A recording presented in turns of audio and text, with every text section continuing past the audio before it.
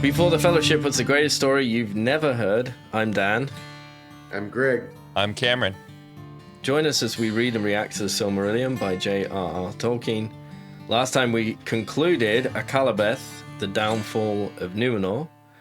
Ar-Pharazôn and his fleets reached Eldamar. Iluvatar himself showed his power and caused a cataclysm that changed the world. All of Numenor and its fleets were swallowed up into a great abyss. Ar-Pharazôn and his men were buried in the hills. Amandil, his sons, and the faithful escaped to Middle-earth.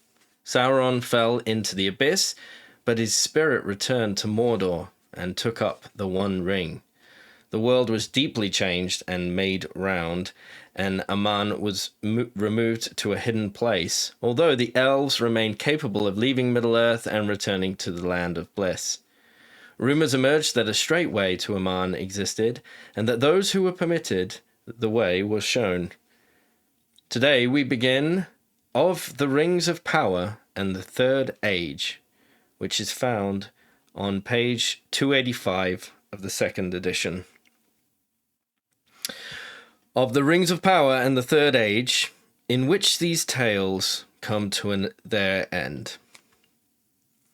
Of old there was Sauron the Maya, whom the Sindar in Beleriand named Gorthar.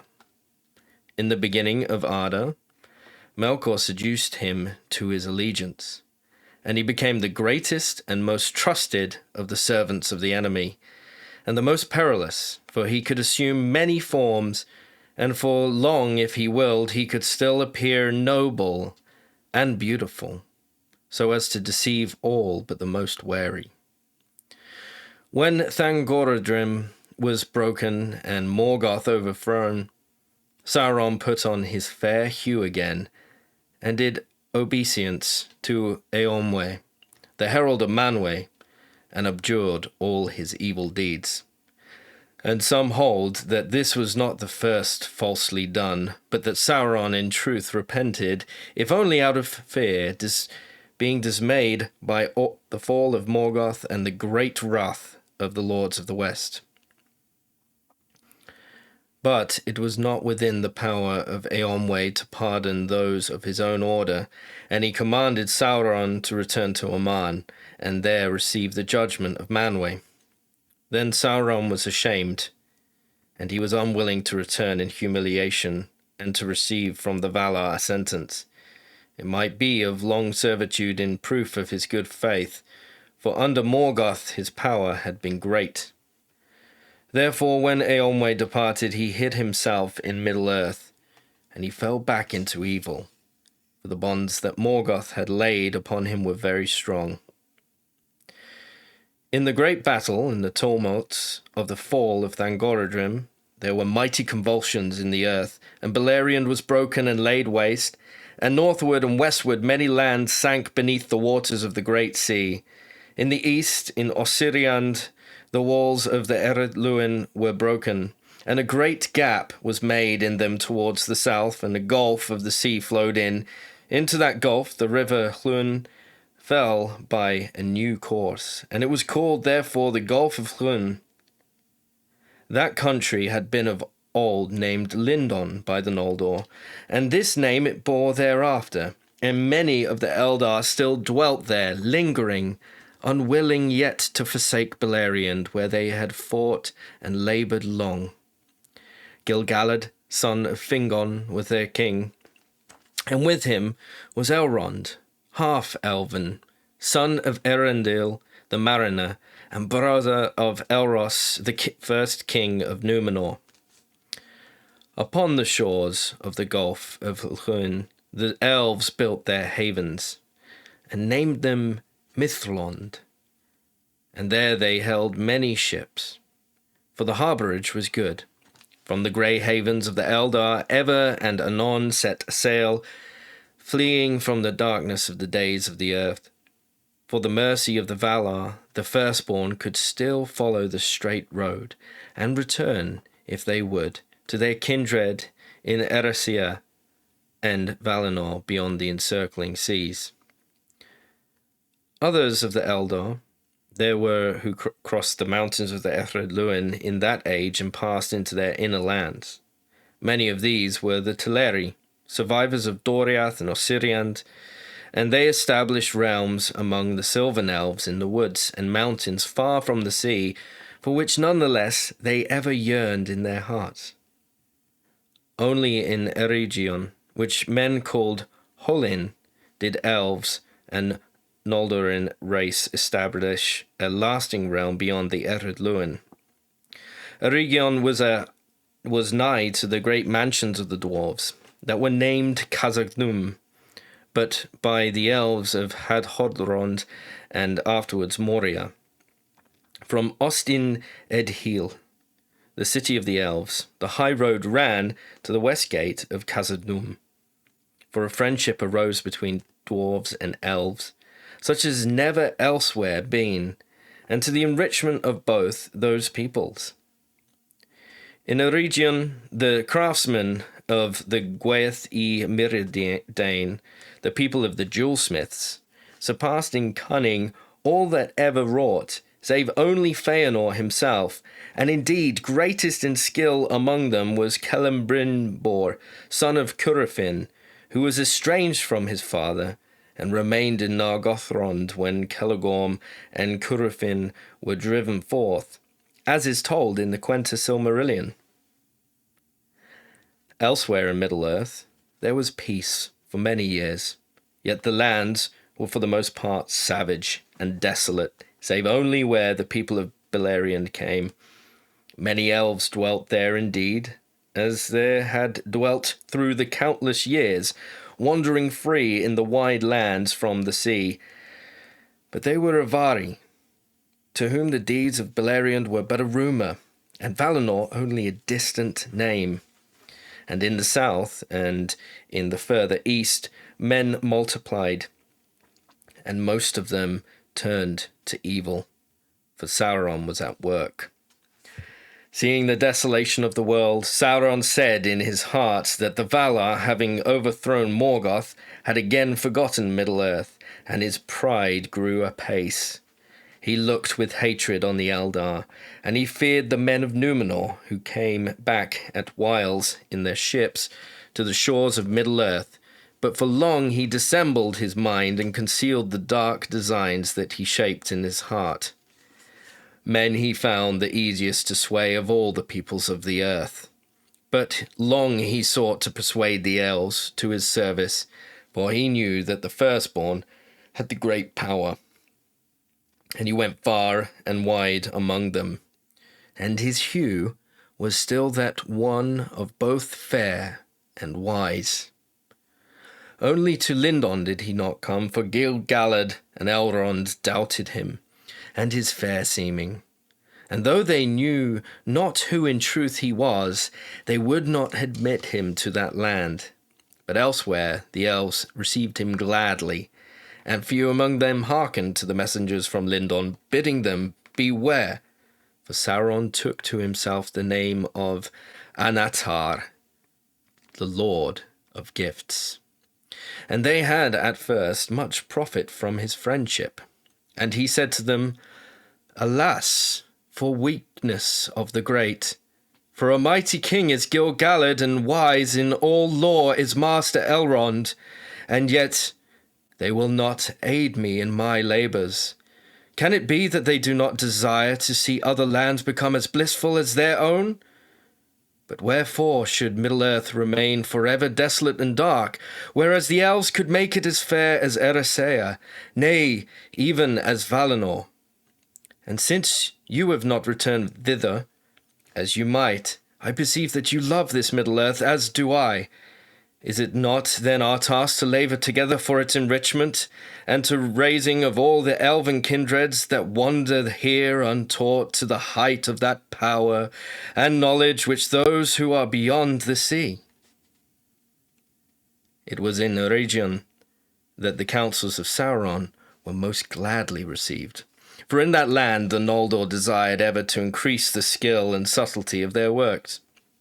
Moreover, they were not at peace in their hearts, since they had refused to return to the west, and they desired both to stay in Middle-earth, which indeed they loved, and yet to enjoy the bliss of those that had departed.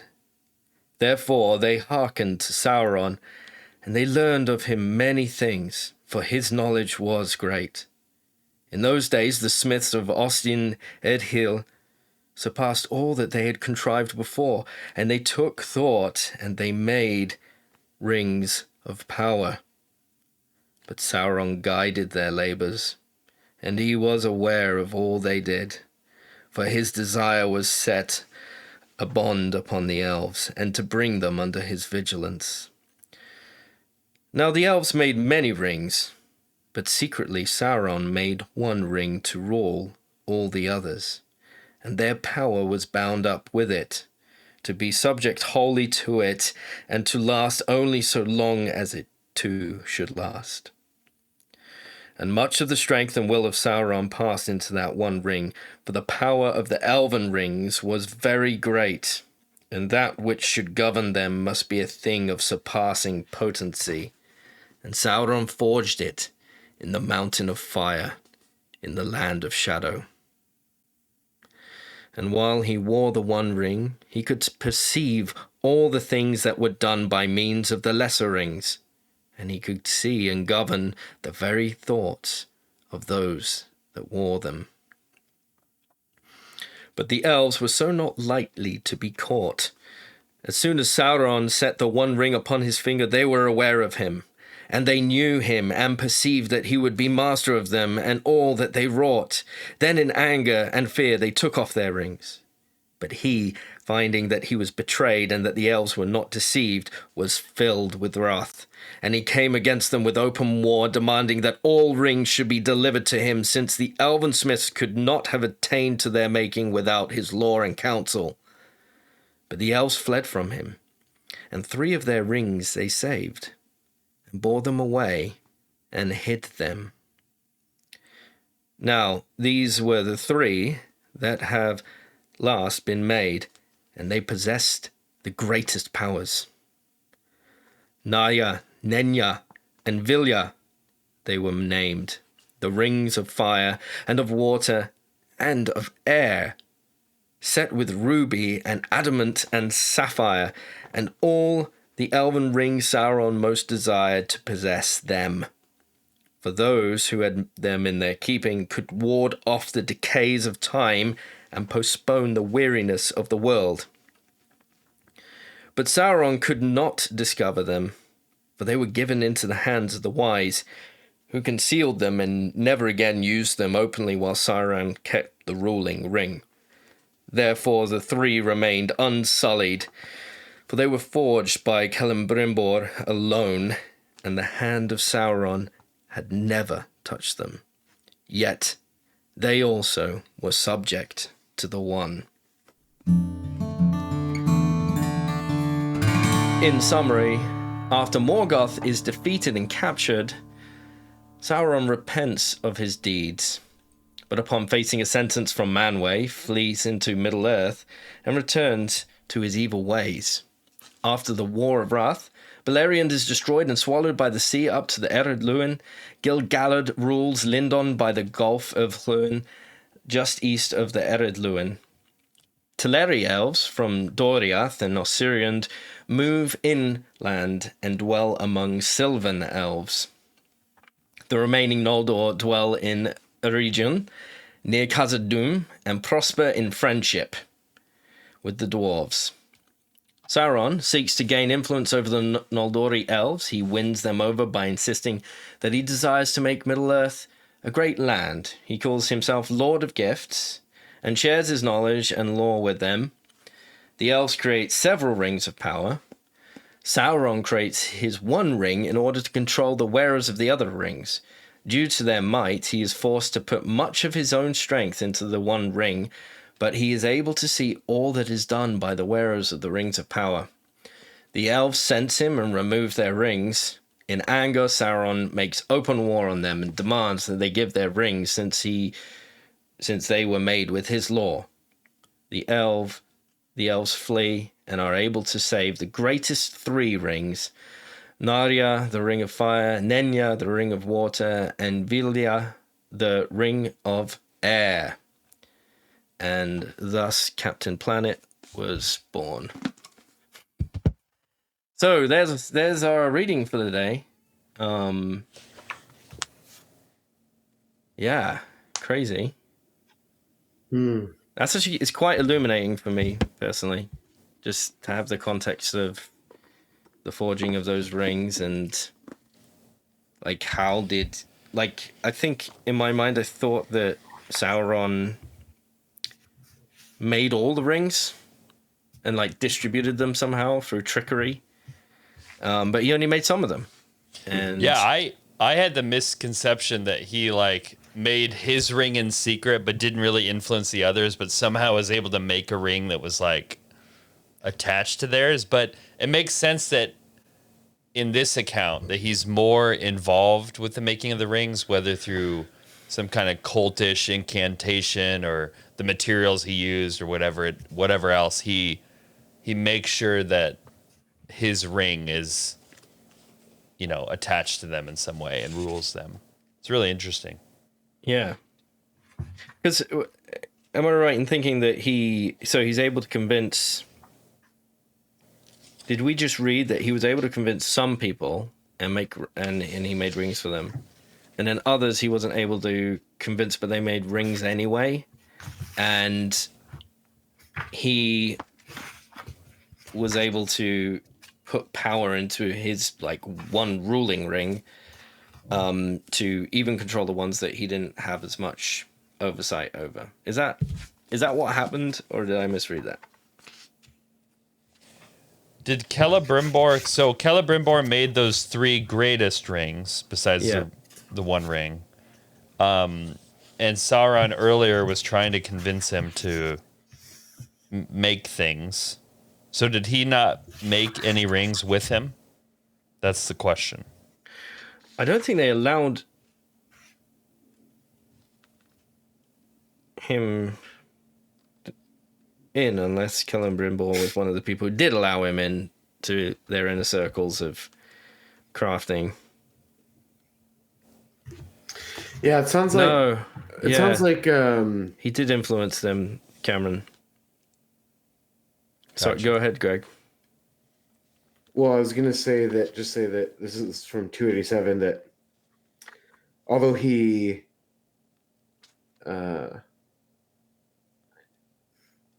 gave them counsel in creating such rings, he wasn't specifically involved in the making of these 3 rings. It says that it says at the bottom 287, it says Sauron guided their labors and he was aware of all that they did. Yep. But he wasn't at the forge. Like, well, he guided their labors, so he could say, and do this thing. Right. Yeah. You know, step 3 is like, you know, this material exists, and you should use this material, and you should craft it in this with this skill. So like it gets in there, it infiltrates the creation, the crafting. Going back a little bit on this, I think to me what's most interesting in this reading is how Sauron presents himself. So just as far as timeline goes, this is I think what we just read happens before Numenor falls.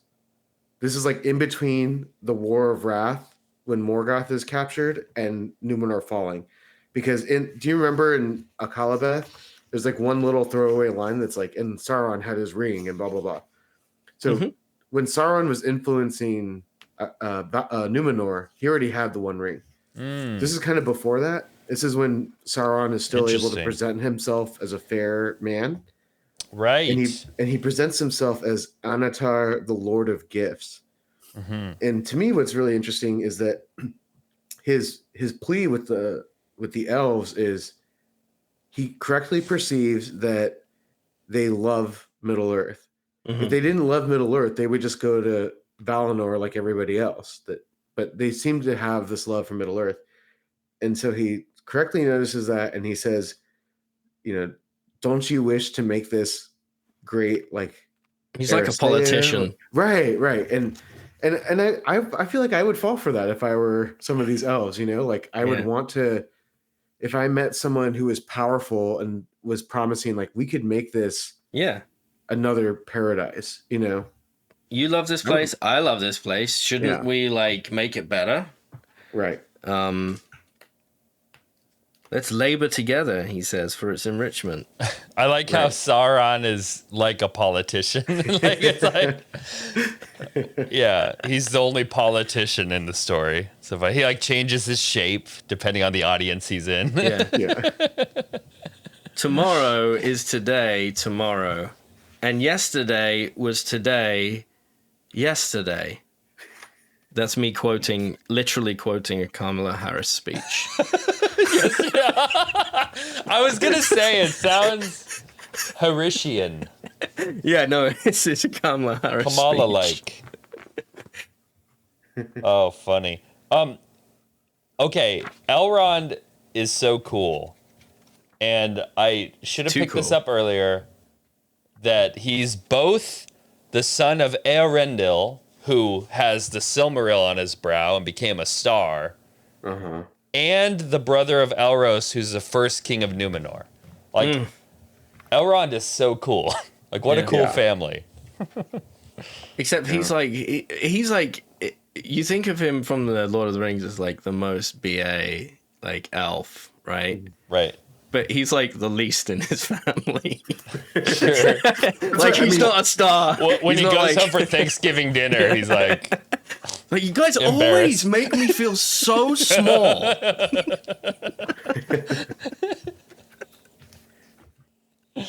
Elrond, how's little Rivendell doing? Yeah. You have like a waterfall there, right? You got waterfalls, huh? And flowers? Or isn't that your thing? Like tree, something about a tree. You're in the forest, right? No, it's the other one. Oh, okay. Yeah. Okay, so just real quick, here's his lineage. His great-great-grandfather is Elwë Thingol, and his great-great-grandmother's Melian, the Maya. That's pretty good. And then Luthien is his great-grandmother. That's so cool. And Beren, his great-grandfather. And then Dior, who's their son, is his grandfather. So he's got he's a power. It goes to Aragorn too. So Aragorn's somehow oddly related to Arwen. Well, he's married. That's the equal. The equal sign means married. But isn't he under what's this dotted line? Actually, I don't know what that. Oh, it's the kings of Numenor. Okay.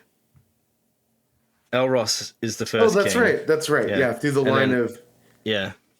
So he's like, Aragorn is like from that other branch that comes from Elros.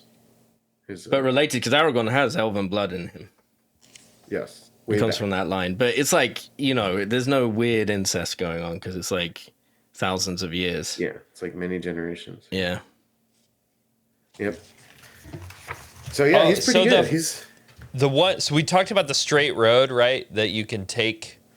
That the Valar still let some take this straight road off of the globe to reach the Undying Lands. It's the firstborn that could still follow that straight road. So the firstborn can go to Valinor. Are the firstborn the first elves that were made? Yeah, because there's other elves and not all of them. Am I getting that right? All the elves are firstborn. All the elves. So elves are firstborn. Men are like the secondborn. So thirdborn or something. Legolas could technically, if the Valar permit it, like find this. Is that why they sail in the Grey Havens? Is that what that is? Mm-hmm. Yeah, that's what that is. They're sailing on that. They're going into the west, which I think the straight road is into the west. It's a sailing thing. It's not like a physical road. It's like, that makes sense. It's not like we're not on land. We're talking about this is the straight road. It's into the west. That would be interesting to see visually. A bridge? Invisible bridge. That's the language. Space-time continuum. Yeah. So like a wormhole thing. In Rings of Power, it had this, they were still on the sea. It didn't really indicate that they were taking a road off of the world or a path off of the world. If But I it was remember. like super bright, wasn't it? Yeah, they It kind was- of did, yeah, because it was like into like a heavenly Light. It was like just in light. the light. No, Yeah. but what I'm saying is, as you go on this road, the world descends below you. Jinx. Yeah, no, I don't know. I would have to watch it again, but I'm not inclined to do that. Here, shout outs for some names we haven't heard in a while. Gorthar, who's another name for Sauron. We got Yeah. the other name for Khazad-dûm and Moria is Hadhodrond, Wait, where's that? Did I read that? middle of 286. You definitely did. The elves Hadhodrond.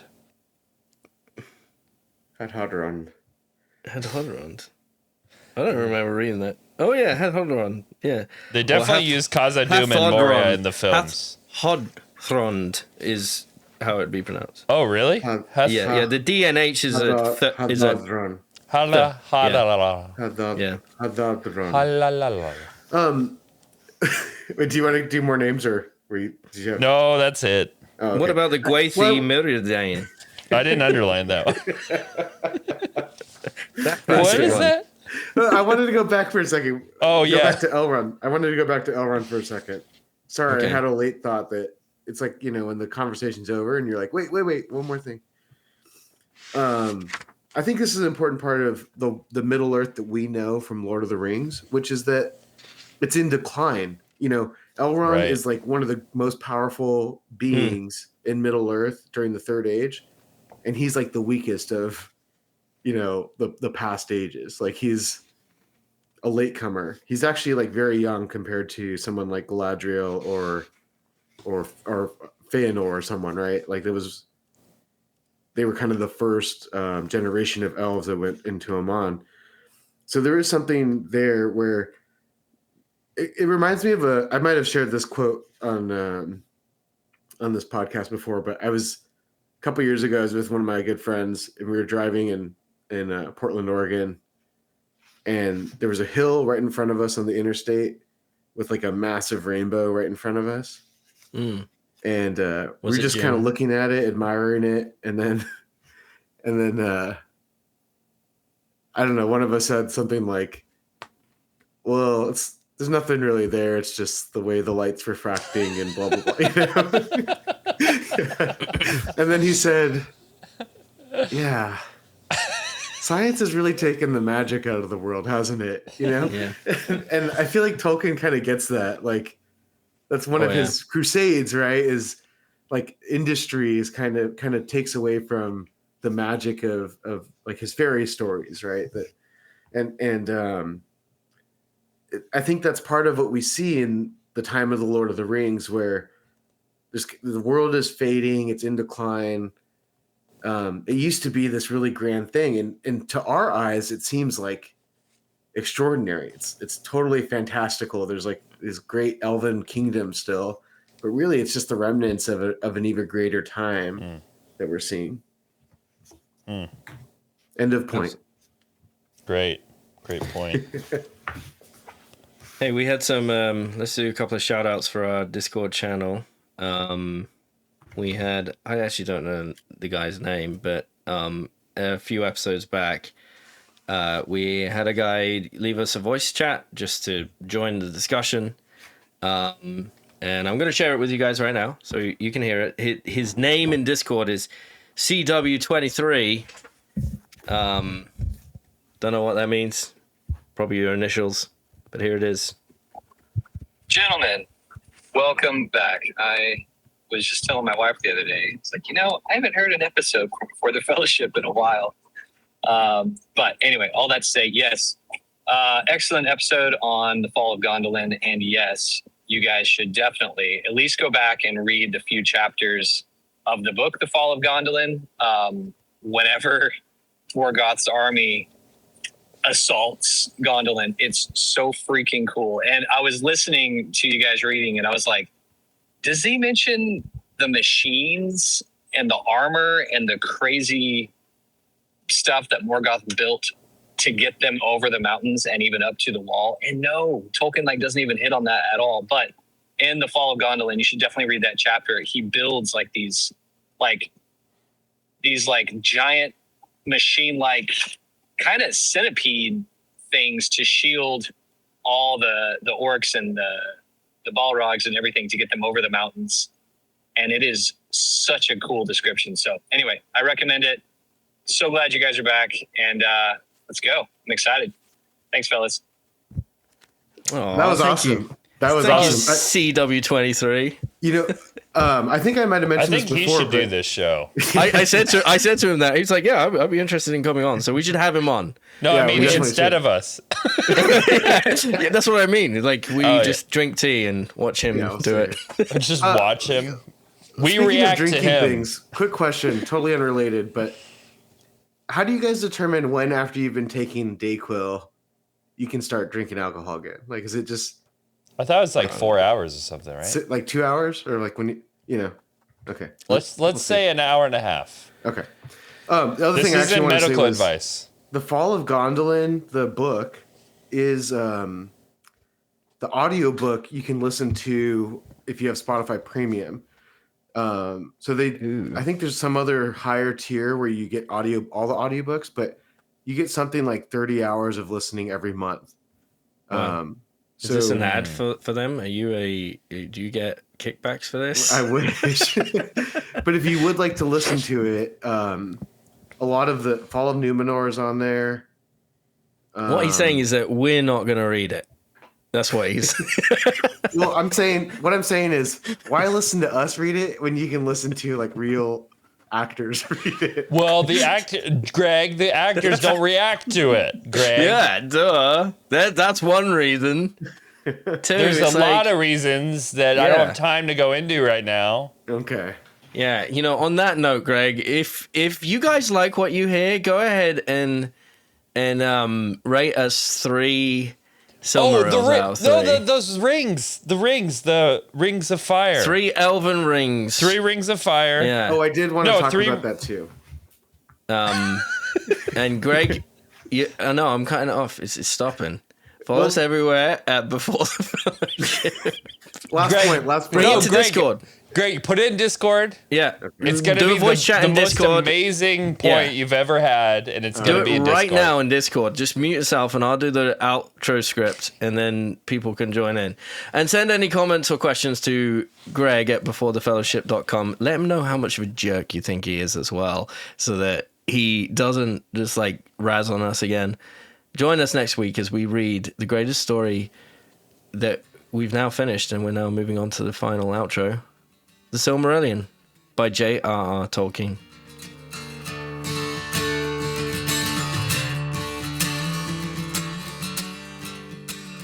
Did you guys watch Rings of Power to prepare for this episode? Get it? Where's the where do we end? What? That's a good joke, Cameron. Thanks, guys.